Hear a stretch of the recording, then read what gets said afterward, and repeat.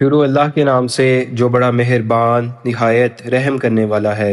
اے نبی، آپ اللہ کی رضا چاہتے ہوئے وہ چیز کیوں حرام کرتے ہیں جو اللہ نے آپ کے لیے حلال کی ہے؟ کیا اس سے اپنی بیویوں کی خوشنودی چاہتے ہیں؟ اور اللہ بخشنے والا مہربان ہے۔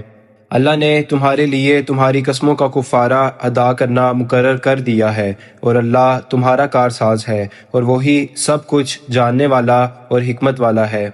اور جب نبی نے اپنی ایک بیوی سے راز کی بات کی، پھر جب اس نے وہ راز ظاہر کر دیا اور اللہ نے نبی کو اس کی خبر دے دی، تو نبی نے اس کی کچھ بات بتائی اور کچھ نہ بتائی۔ پھر جب نبی نے اس بیوی کو اس راز کے افشا کرنے پر متوجہ کیا تو اس نے پوچھا، آپ کو یہ کس نے بتایا؟ نبی نے کہا، مجھے اس نے بتایا جو سب کچھ جاننے والا، ہر بات سے باخبر ہے۔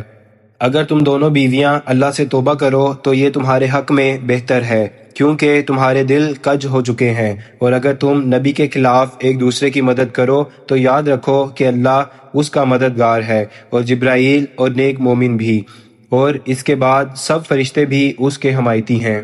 اگر نبی تم کو طلاق دے دے تو ممکن ہے کہ اس کا رب انہیں تم سے بہتر بیویاں دے دے، مسلمان، ایمان والی، فرما بردار، توبہ کرنے والی، عبادت گزار، روزہ رکھنے والی، کنواری اور بیوہ۔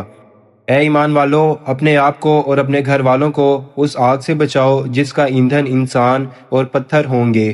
اس پر سخت دل اور طاقتور فرشتے مقرر ہیں جو اللہ کے حکم کی نافرمانی نہیں کرتے اور وہی کرتے ہیں جو انہیں حکم دیا جاتا ہے۔ اے کافرو، آج معذرت نہ کرو، تمہیں صرف اس کا بدلہ دیا جا رہا ہے جو تم کرتے رہے ہو۔ اے ایمان والو، اللہ کی طرف سچی توبہ کرو، شاید تمہارا رب تمہاری برائیاں مٹا دے اور تمہیں ان باغوں میں داخل کرے جن کے نیچے نہریں بہتی ہیں، جس دن اللہ نبی کو اور ان لوگوں کو جو اس کے ساتھ ایمان لائے رسوا نہ کرے گا۔ ان کا نور ان کے آگے اور دائیں طرف دوڑ رہا ہوگا، وہ کہیں گے، اے ہمارے رب، ہمارا نور مکمل فرما دے اور ہمیں بخش دے، بے شک تو ہر چیز پر قادر ہے۔ اے نبی، کافروں اور منافقوں سے جہاد کرو اور ان پر سختی کرو، ان کا ٹھکانہ جہنم ہے اور وہ بہت ہی بری جگہ ہے۔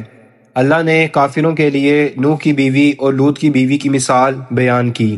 وہ دونوں ہمارے نیک بندوں کے نکاح میں تھیں، مگر انہوں نے ان سے خیانت کی تو وہ نیک بندے انہیں اللہ کے عذاب سے بچا نہ سکے، اور کہا گیا، داخل ہو جاؤ دوزخ میں دوسروں کے ساتھ۔ اور اللہ نے ایمان والوں کے لیے فرعون کی بیوی کی مثال دی جب اس نے دعا کی، اے میرے رب، میرے لیے اپنے ہاں جنت میں ایک گھر بنا دے اور مجھے فرعون اور اس کے عمل سے نجات دے اور مجھے ظالم لوگوں سے بچا لے۔ اور مریم بنت عمران کی مثال دی، جس نے اپنی شرمگاہ کی حفاظت کی تو ہم نے اس میں اپنی روح پھونکی، اور اس نے اپنے رب کی باتوں اور کتابوں کو سچا جانا اور فرما برداروں میں سے ہو گئی۔